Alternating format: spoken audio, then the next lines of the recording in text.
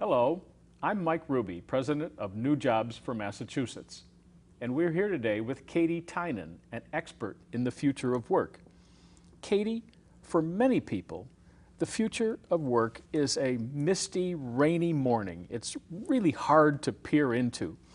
What do you see ahead for work? It's a really great question, and it is hard to look forward. It's always hard to predict the future.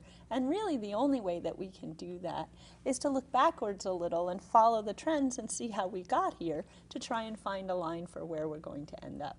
So, one of the things that we can clearly see is that the way people are relating to their employers is changing. So, 40, 50 years ago, you may recall, we had this idea of one employer for one person throughout their whole career, and they would retire and get their gold watch and their pension, and that was how a career worked.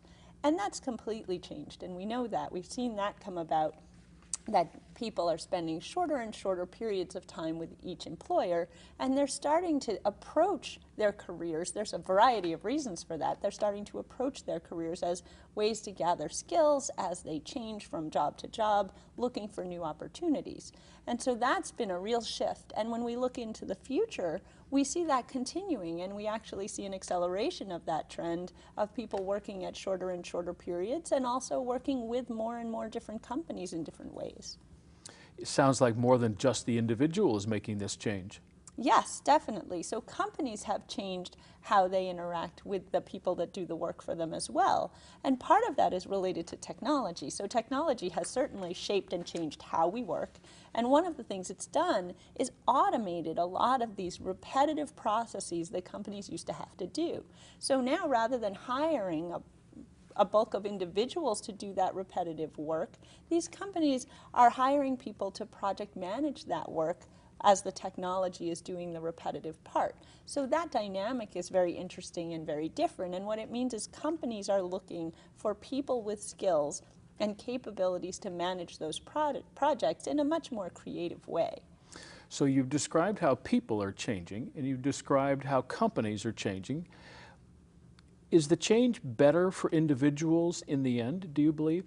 I do. It can be sort of challenging to think about change, and a lot of people get anxious when they think about particularly work changing.